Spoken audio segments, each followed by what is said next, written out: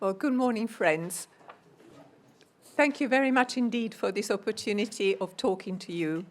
My name is Marisa Johnson, and I am the secretary of a network organization which has got an impossible name, and I will tell you a little bit more about it as we talk.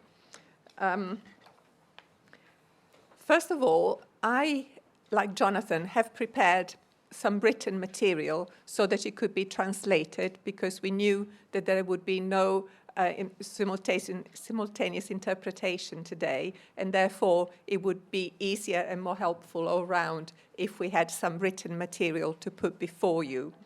So, in the interest of saving time, I have prepared a briefing note which you should have got, which is called "Who are the Quakers? Background information for this event." So I'm not going to read that out to you. I assume that you can read it for yourself if you're interested.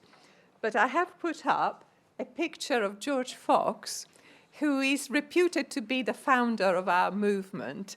And it's an interesting thing because as he is the father of Quakerism, I actually have a great fondness for the person who eventually became his wife, Margaret Fell, and I think of her as being the mother of Quakerism. And without her skills, organizational skills, we wouldn't be anywhere near where we are today.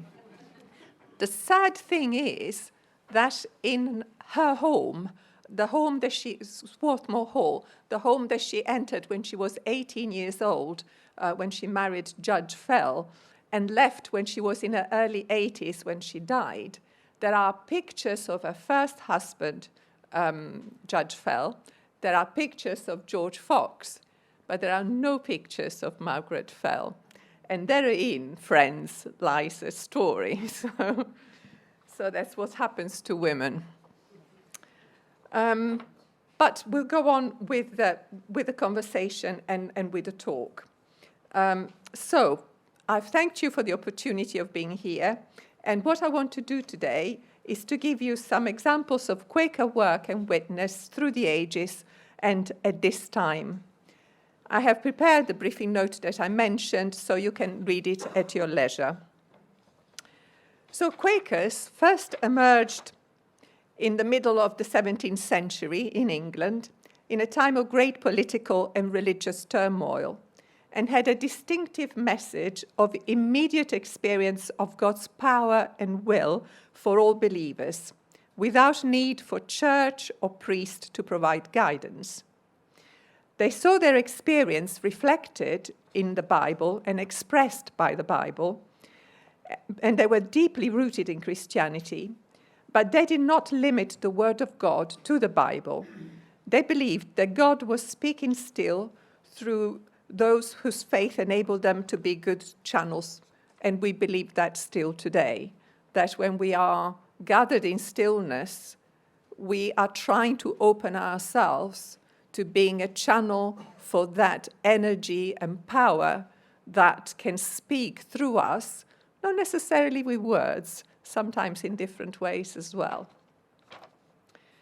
So, most of all, Quakers believed that faith was a stimulus for changing the world order, and that life lived in community under gospel order would naturally result in justice, equality, and peace for all. So Quakers were not a religious group that were looking to life after death. They were looking to life before death. And that's something which I think we still share today. We don't necessarily live a life of piety for the sake of the afterlife, but for the sake of this life. So the evolution of Quakerism in different circumstances and in different parts of the world led to the emergence of very different styles of worship and belief. And for that, I take you to the Friends World Committee for Consultation website, and today we are celebrating World Quaker Day.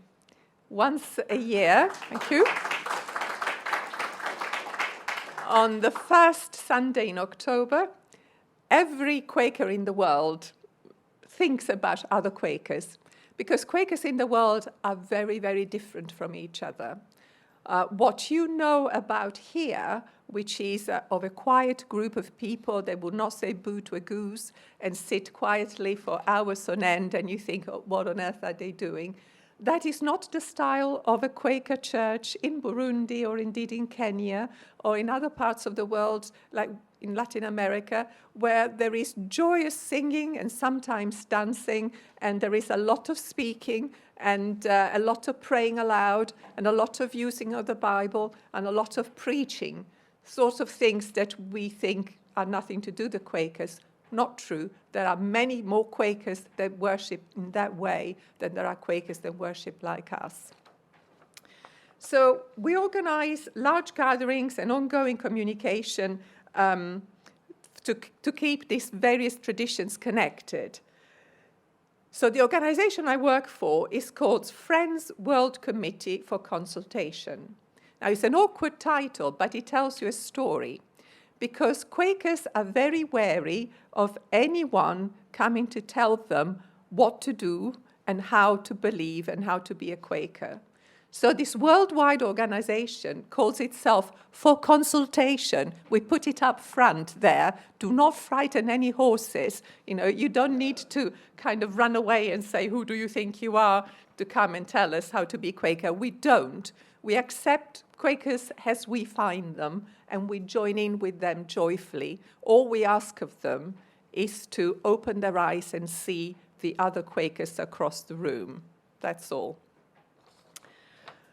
So, we believe that by learning about each other, Quakers can practice what they preach, because it's all very well talking about other denominations or other faith traditions or working very nicely with people of no faith at all.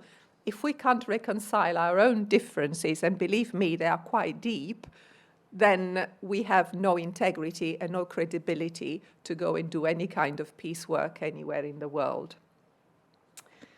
So, there are 4 sections in this worldwide organization.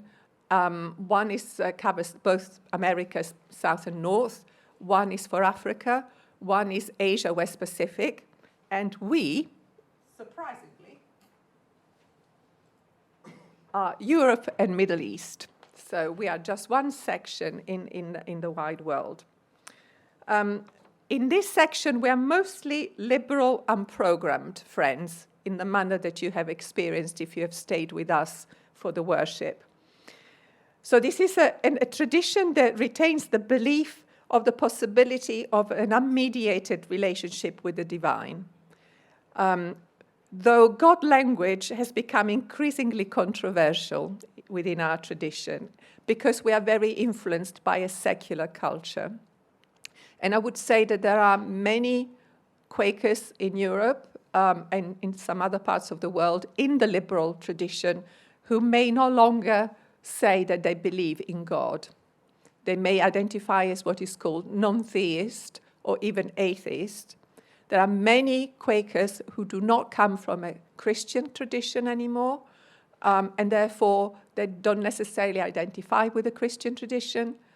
And there are friends who feel that they have left the Christian tradition behind when they've left other denominations in order to join Quakers. There are also friends like me who joyfully reclaim their Christian roots, and other friends who have never left the Christian roots and are very deeply grounded in a scriptural biblical tradition. So we have our differences, even within the unprogrammed tradition. So the Bible, as I was saying, has become less significant in our tradition and is seen as a source of spiritual nourishment for some, but not all friends. And the style of worship is rooted in quiet stillness, out of which spontaneous contributions may be offered. It is not at all unusual for even lengthy period of worship to be completely silent. We hope that our lives may speak, so that our faith is articulated not in words, but in action, as you have so eloquently seen from the presentations by Sean and by Jonathan. So liberal unprogrammed communities tend to be small, whether at the local or the national level.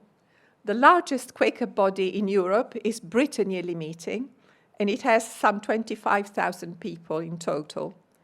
And that is not really very many out of a population of 65 million. And meetings range in size. In some towns and cities might be larger, but the majority of friends are found in small and very often aging meetings. So the average age of your Quaker is getting older. When I joined over 20 years ago, I still felt myself to be a younger friend.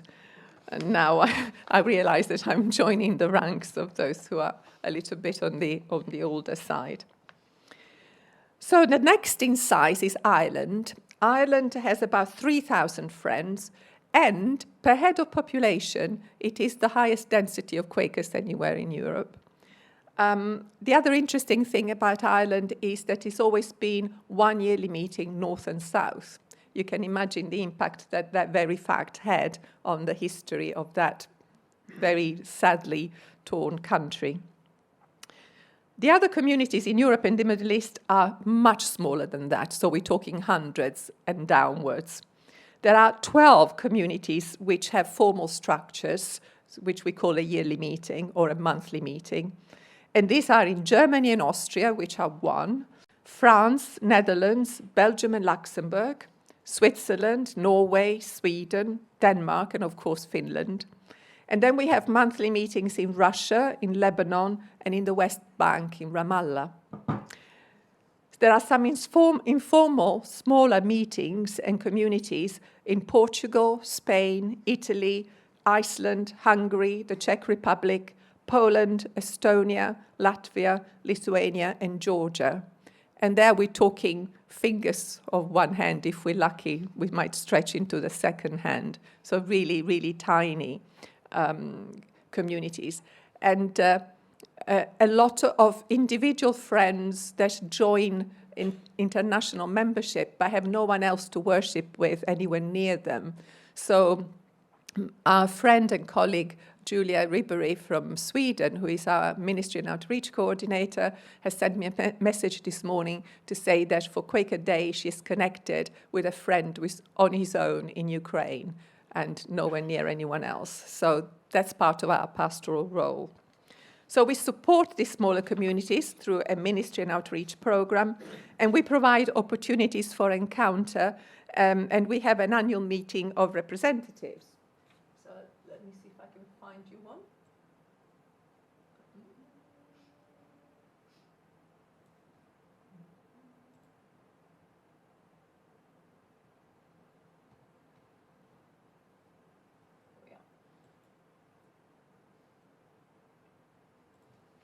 Can enjoy that whilst I continue to speak. This was our annual meeting. Why is it? Oh, doesn't want to do it. No, mine. Is there? He wants that. It was something that needs to be downloaded. No, not to worry. Don't worry about it. So. We seem to be missing the Adobe Flash Player. Never mind, there was just pictures of our gathering. So we gather all together once a year, and this year we gathered at Woodbrook in England. And we don't really want to. Just go back to where we were.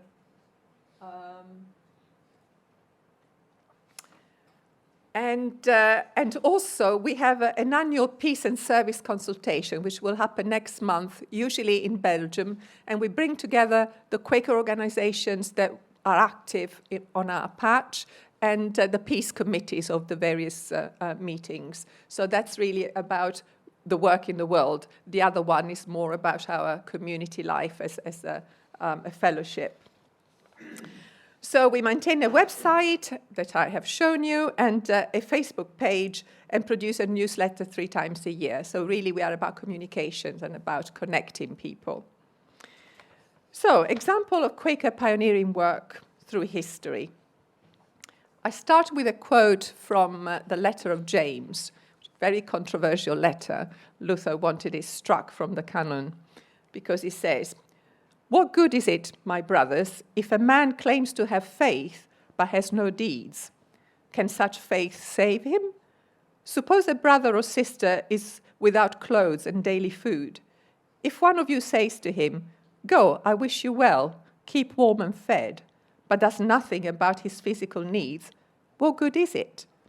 In the same way, faith by itself, if it is not accompanied by action, is dead." Quakers take this very seriously. So, as well as the peace declaration to Charles II in 1660, and you will read about that in the leaflet that I've given you, that's when the Quakers said to the newly restored King of England, you know, we are not going to harm you, we are not about violence, and we will not fight, not even, you know, for the people who are trying to harm us. So that's an important historical piece of innovation which created, which distinguished Quakers right from the beginning. So we were a peace church right from the beginning, and the Quakers were very evangelical. You think nowadays we are very loath to kind of be too visible and to say to anyone, you know, have you thought about joining us? Early Quakers were not so inclined. They were very evangelical. They went all over the world to share their good news, what they had found. And I wish we would share our good news a little bit more joyfully. So Quakers were early converts to the cause of abolition of slavery, both in the United States in respect of owning slaves, and in Britain in respect of trading slaves. It is important to recognize that this movement started slowly and took many years to become mainstream, even among Quakers.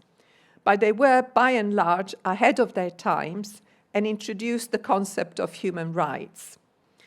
A degree of segregation, however, remained among some Quakers in the United States until well into the 20th century. We can nevertheless learn from this movement how to subvert entrenched beliefs, such as economic necessity, for certain practices that are contrary to natural justice and respect for all humanity in all.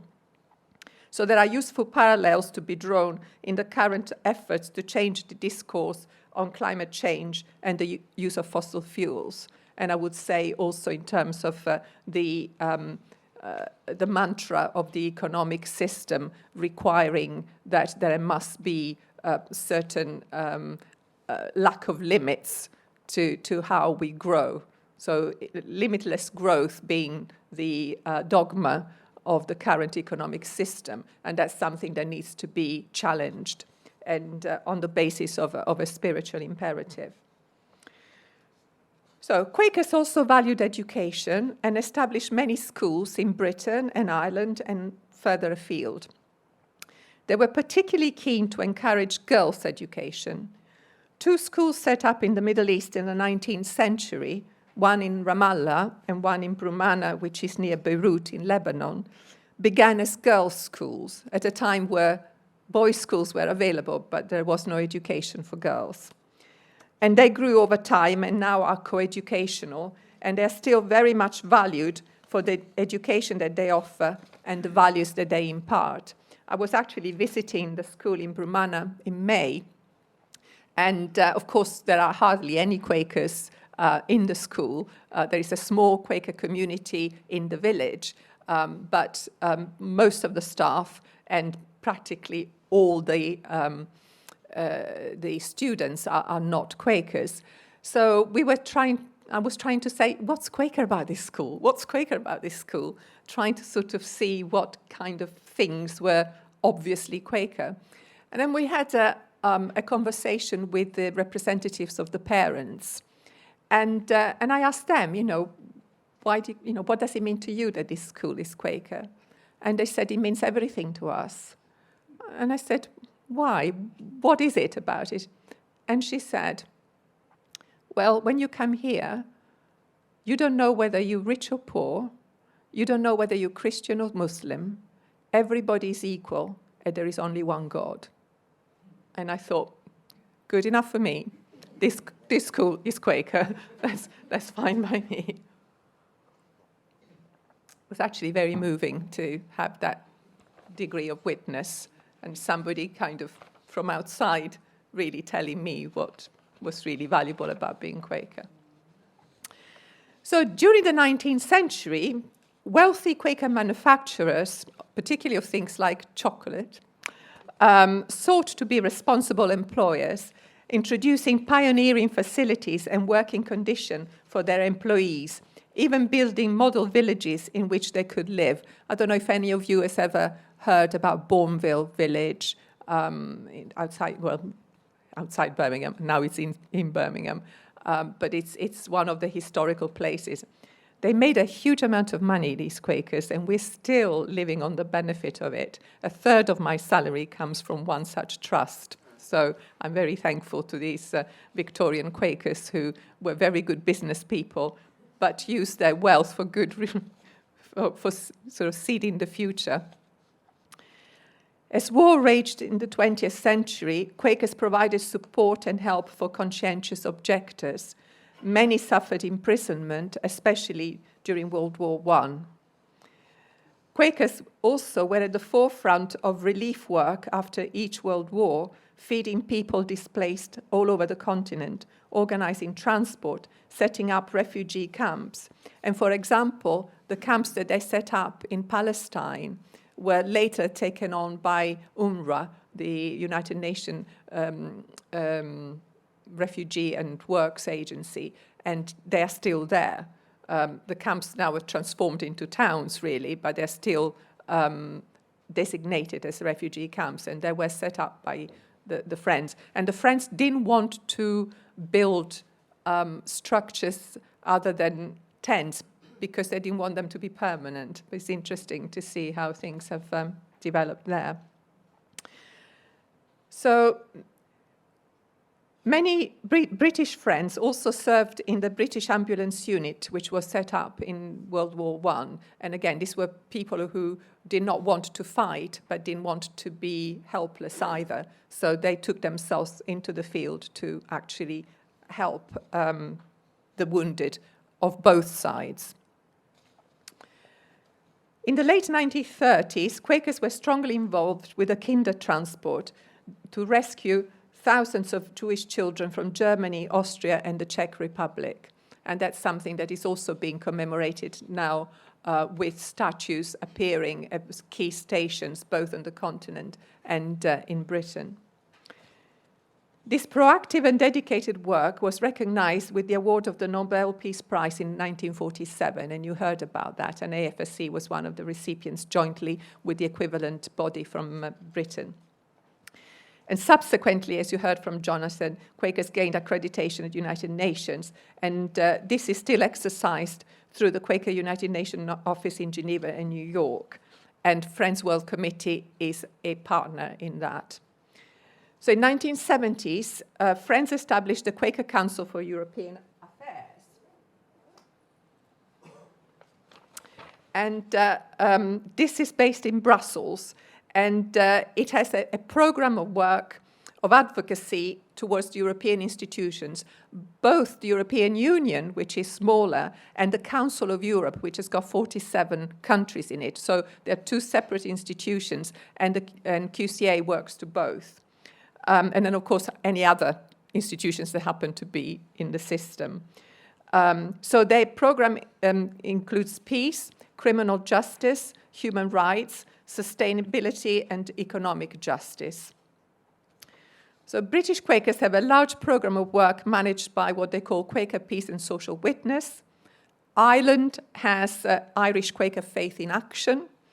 And some of the smaller yearly meetings, like Sweden and Norway and the Netherlands, have got service organization, as do German Friends as well.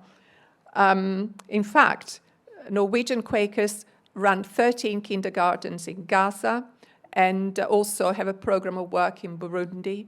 And the Swedish friends have a program of work in Bangladesh and do some work in Africa as well. They also cross-subsidize each other and help each other with their projects. So there's a lot of cooperation. I mean, when you think that there are fewer than 100 members in each of these countries, isn't it amazing what they managed to achieve? I sometimes am completely blown away by what this tiny little seed of, mustard seed of Quakerism is able to produce in terms of harvest. It really is humbling.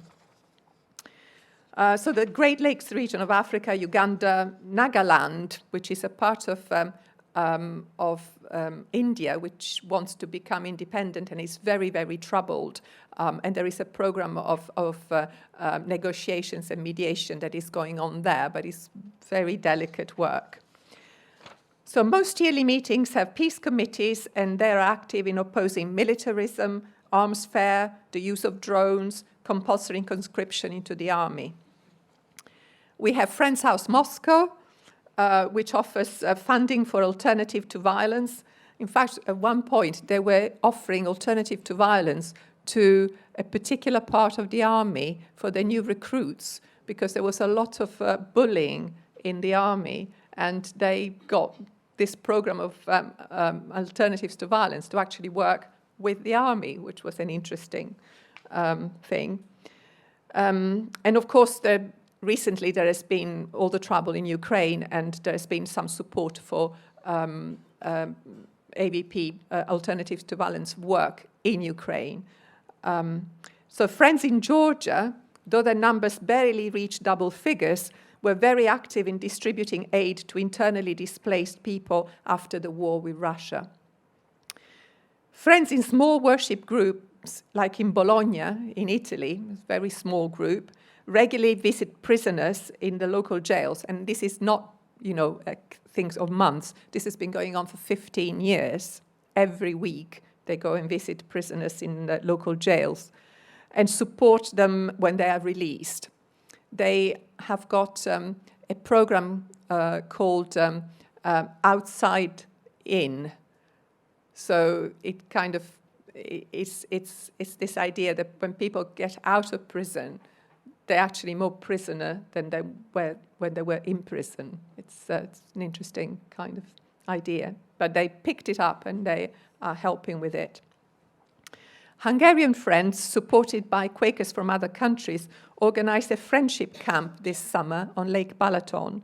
And they brought together children and teachers from different ethnic backgrounds to encourage mutual understanding and acceptance of difference. I don't know how familiar you are with the ethnic diversity of Hungary and its history and the great tensions that exist within that country between different ethnic groups. And this was an initiative very beloved of a long-standing friend who wanted to bring these children together so that they could learn something of each other's traditions and enjoy a holiday together. Eco-Quakers in Ireland are active in promoting ways of living that are more sustainable for all on the planet. And several Quaker bodies have withdrawn any investment they held in companies concerned with the extraction of and use of fossil fuels. So Britain Yearly Meeting is one, Friends World Committee for Consultation is another, who have taken that step of divesting completely from fossil fuels. At this present time, a number of Quakers, including young Friends, are traveling to Calais in northern France to offer help with the refugees who have gathered there, waiting for opportunities to reach Britain. It's a really terrible situation. The pictures and reports that are coming out are truly disturbing. But there is this kind of surge of help. At the moment, it's individual friends who are just taking themselves there. It's not organized by any Quaker organization, but this is going to be a subject that the next Peace and Service consultation next month will look at, and maybe something may emerge by way of organized Quaker work for this purpose. So, thank you for this opportunity of sharing with you something of the history, beliefs, and the current presence of Quakers in Europe and the Middle East. Although the Quaker presence may be small, we believe that God's grace and power can, like a tiny seed, bring a plentiful harvest where the soil is good. Thank you.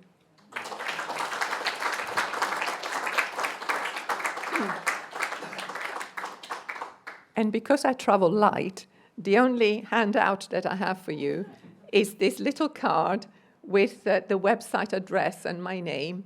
So if you want to follow up and look at what's going on, we've got... we've lost it now. But there is a calendar of events, and also there is a list of all the meetings in Europe and the Middle East with contact details. So if you ever want to visit anywhere and say, are there any Quakers in this particular part of the world, that is the place to look, our website. Thank you very much, friends.